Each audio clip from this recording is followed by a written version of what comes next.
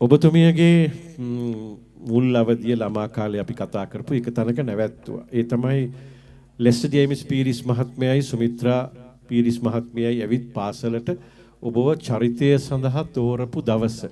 ඊට පස්සේ මොකද වුනේ? මේ ඉතින් අර අපි ඉන්ටර්වල් එකක් වෙලාවෙදි තමයි මේ මම දැක්කා ප්‍රින්සිපල්ගේ ඔෆිස් එක ළඟ කට්ටියක් කියන්නේ ටිකක් උස මහත ලේඩි කෙනෙක් ඇවිල්ලා මේ ඉන්නවා ළමයිනුත් වට වෙලා ඉන්නවා. එතකොට මමත් දුවගෙන ආපුවාම මේ මම පොඩ්ඩක් ඈතට වෙලා හිටගෙන හිටියා.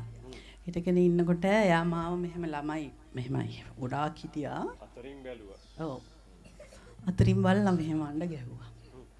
අඬ ගහලා මගෙන් අහුව චිත්‍රපටයකට කැමතිද රංගපාන්න කියලා. මාත් ඉතින් හරි ආසාවෙන් හිටියේ. මං කොපොපඩ හරිම කැමති. හැබැයි මගේ ගෙදරින් නම් අහන්න වෙයි. මගේ ආච්චිගෙන් අහන්න වෙයි කියලා. පස්සේ මම ඉස්කෝලේ ඇරලා මම ගෙදර ගියා. මට පයින් යන දුර තියෙන්නේ මගේ ඉස්කෝලේ ගෙදර ඉඳලා. මම ගෙදර ගිහිල්ලා වෙලා මං ඉස්සර කරන වැඩේ තමයි මගේ හිටියා ඔය පුංචි අම්මලාගේ පුතාලා මට වැඩි බාලයි ඒගොල්ලොත් එක්ක ඉතින් මම බෝල කරනවා ඉස්කෝලේ යන්න ගිහිල්ලා ඒක බෝල ගා ඉන්නකොට මම වාහනයක් ඇවිල්ලා එනතර කරලා ගිහින් ඉස්සරහා බලනකොට මේ සුමිත්‍රා පීරිස් මැඩම් ඇවිල්ලා යාගේ මහත්තයත් එක්ක ඇවිල්ලා මගේ ඉතින් ආච්චිගෙන් ඇහුවා මෙහෙම ඕගොල්ලෝ කැමති නම් කියන්න මට ලියමනක් කියවන්න කියලා ඇඩ්‍රස් එක දීලා ඊට පස්සේ ඉතින් මම දන්නේ මොකද්ද කියලා ඒක ගෙදරින් මගේ පුංචි අම්මලා ඉතින් දන්නවා ඔය ලෙස්ටර් ජේම්ස් පීරිස් මහත්මයාගේ ගොළු අදවතර ඒගොල්ලෝ බල්ලයි ගැන ඒගොල්ලන් පොඩි මේ දැනුමක් තිබුණා. ඒගොල්ලෝ කිව්වා මේගොල්ලන් බොහොම හොඳ මේ මේ කියලා ඉතින් මාව තනියෙන් ඇරියේ නැහැ. මගේ නැන්දත් එක්ක මගේ තාත්තගේ නංගිත් එක්ක මං ගියේ. ඒ විදිහට තමයි ඉතින් සම්බන්ධ වුණේ. ඉතින් ඉස්කෝලේනුත් මට අවසර දුන්නා. මට ඒකත් හරි පුදුමයි. ගෙදරිනුත් අවසර දුන්නා. ඒකත් හරි පුදුමයි. ඉතින් ඒක තමයි දැන්. එතකොට වසන්ති චතුරානි අපි මේ විදිහට අද දකින ඒ කාන්තාව බිහි වෙච්ච මුල් සාකච්ඡාව සහ වදිය තමයි ඒ. ඔව්. නැත්තම් අපිට මෙහෙම බලන්න බෑනේ. ඔව්. සම්පූර්ණ ජීවිතයේ දිර්ශානතිය එහෙම පිටින්ම වෙනස් වෙච්ච තැනක්. ඔව්. ගීතයට යන්න කලින් ඔබේ සිනමා ජීවිතය ඔබ වසන්ති චතුරානේ. ඔව්. ඔබේ සාමාන්‍ය ජීවිතය ඔබේ සම්පූර්ණ නම මොකක්ද? සාමාන්‍ය ජීවිතේ මගේ සම්පූර්ණ නම වසන්තා ඩොරින් පීටර්සන්. කවුද දැනගෙන හිටියේ කියන්නකෝ? කවුරුත් දැනගෙන හිටියේ නෑනේ. ලියලා දෙන්න. ලියලත් ඉල්ලනවා. වසන්තා ඩොරින් පීටර්සන්. ඔව්. චතුරානි කියලා දැම්මේ කවුද? චතුරානි කියලා දැම්මේ සුනිල් ආරියරත්න මහත්මයා. එයා දවසක් සුමිත්‍රා පීරිස් මැඩම්ගේ ගෙදර ඇවිල්ලා ඉන්නකොට කිව්වා මට නමක් දෙන්න කියලා.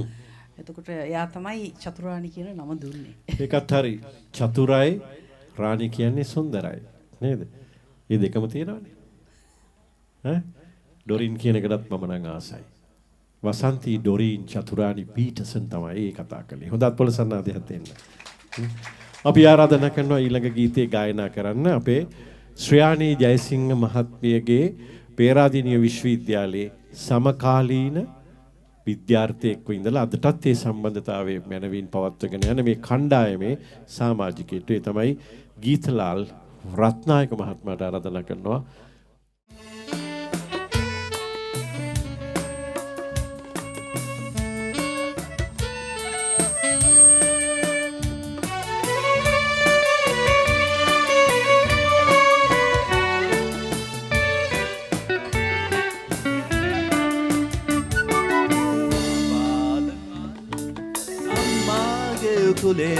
නලවුණු තාලේ මරතාම සීලේ මා බාල කාලේ අම්මාගේ උකුලේ නලවුණු තාලේ මරතාම සීලේ ආදරේ මින් තුරුල්ලේ නැහින වූයේ මැනි මගේ ඇදුණු ආලේ ගඟුලේ සිනාවේ මරතාම සීවේ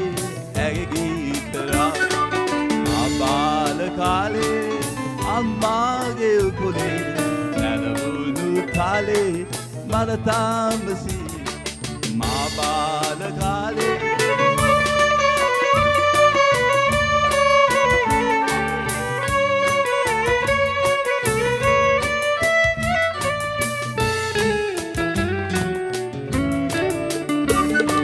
ඉගෙනීම ඔබගේ ධනයයි සිතා ඉවසීම කරුණාව ගුණදම් ගොනා ඉගෙනීම ඔබගේ ධනයයි සිතා ඉවසීම කරුණාව ගුණදම් ගොනා දුරලන්න වංචා මදමාන ඊශා ඒ වාගේ අවවාද ඇමල්ත දුන්නා බාල කාලේ අම්මාගේ උකුලේ නැලවුණු තාලේ මට තාම සීවේ මා බාල කාලේ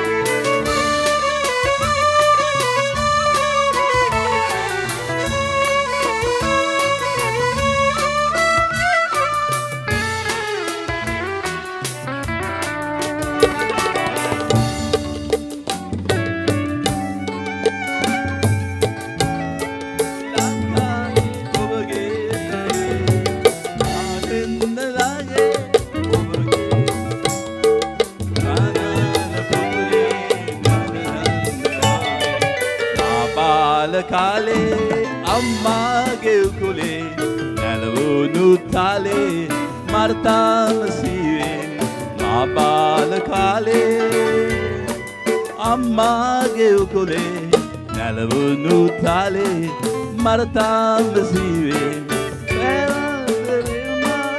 ඕමින් තුරුල්ලේ නැහින වූයේ මැනීම් වගේ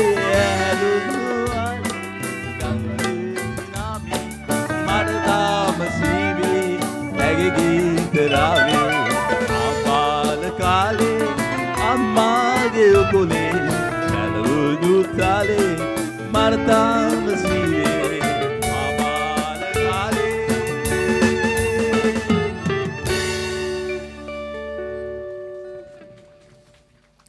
ඊළඟට එතුමා ගායනා කරනවා මේ ඔගොල්ලෝ අහලත් නැතුව ඇති සීටි ෆර්නෑන්ඩෝ මහත්මයා ගායනා කරපු තාම සංවේදී ගීතයක්. මම පුංචි කාලේ මම ගියා මංගල උත්සවයකට මගේ අම්මයි තාත්තයිත් එක්ක මට එතන හිටියා බර්ටි කියලා ලොකු මාමා කෙනෙක්. ඒ මාමා ඒ අම්මයි තාත්තයි ඔක්කොම එකතු වෙලා නව යොවලට මදු සමය සඳහා පිටත් වෙලා යන්න ලෑස්ති වෙලා ඉන්න වෙලාවේ ඒ බර්ටි අංකල් කියපු සින්දුව මේ. මම එතකොට මට මේ සින්දු තේරෙන කෙනෙක් නෙවෙයි පොඩ්ඩි කොළු පැටියෙක්. හැබැයි මම ඒක අහගෙන හිටියා. මොකද ඒක අති සංවේදී අවස්ථාවක් වුණා. මම බැලුවා ඇයි ඒ. මට දැනුයි තේරෙන්නේ. ඒ ගීතය ඇතුලේ සම්පූර්ණව තියෙන්නේ. විවාහපත් වෙච්ච මෙතුමිය කිව්වා වගේ. විවාහපත් වෙච්ච නව යුවලකට ඒ වැඩිහිටියෙක් ඔවදනක් දෙනවා.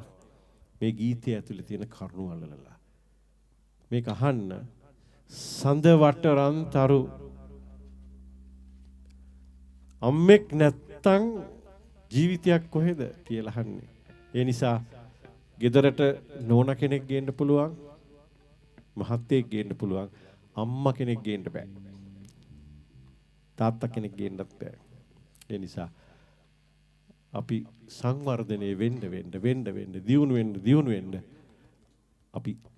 අපි ළඟ තියෙන ඉත්තු ගොඩෙන් ඈතින්ම තියෙන ඉත්තු දෙන්නෙක් ඉන්නවා. ඒ තමයි අම්මා සහ තාත්තා. ළඟටම ගන්න ඉත්තු සෙට් එකක් ඉන්නවා. ඒ තමයි දරුවෝ. ඊට පස්සේ බිරිඳ, ඊට පස්සේ බිස්නස් එකේ ඉන්න කණ්ඩායම. එහා පැත්තෙම තියන්නේ. හැබැයි මෙතුමිය ලස්සන කතාවක් කිව්වා.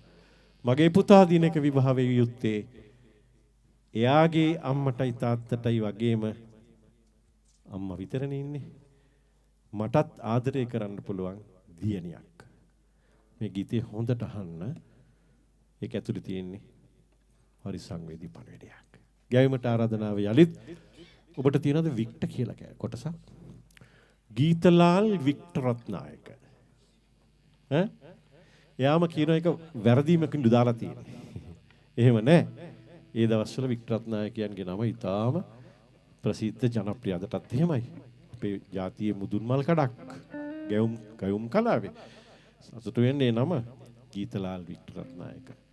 හොඳත් පොළසන්නාදියක් දෙන්න. ගීතලාල් වික්ටර් රත්නායක.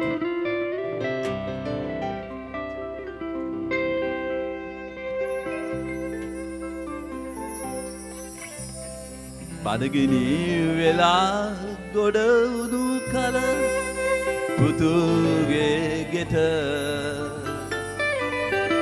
මායකින්නියක ලෙස පෙනුනයි ලේලියට දරුස්සෙනෙ හසින් ඇඟලේ පෙරලුනි කිරට අම්මද බිරින්දැද වැඩියෙන් ලොකු නුවත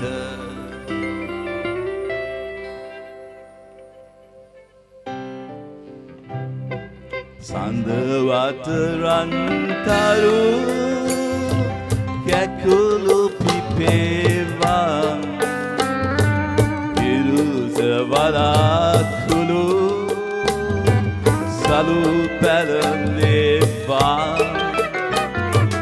ඔලොවෙහි මිනිමුතු කැත බිහිවේවා පුතෙකුට අම්මගේ අග දැනේවා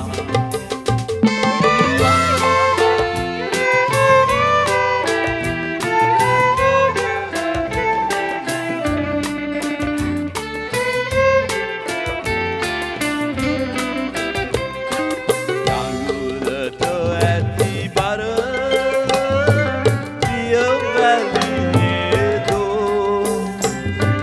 කතරට ඇති හර සුදු ඇලිනේදෝ ලදකට ඇති සැප එහගුණ නේදෝ මවකට ඇති සැප දරු සැප නේදෝ ලදකට ඇති හැඩ යහගුණ නේදෝ මවකට ඇති සැප දරු සැප නේදෝ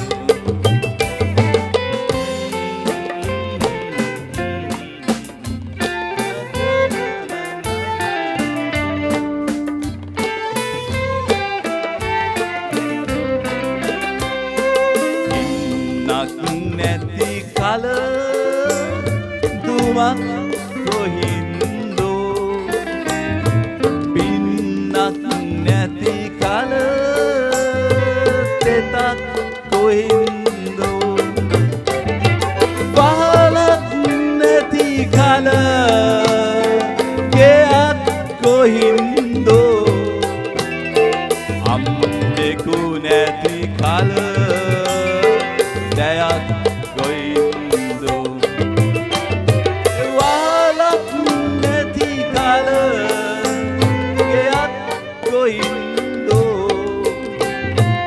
අම්මෙකු නැති කල දැයක් කොහින්දෝ සඳවත් රන්තරු කැකුළු පිපේවා පිරුස වලාකුළු සලු පැලනේවා ඔලොවෙහි මිනිමුතු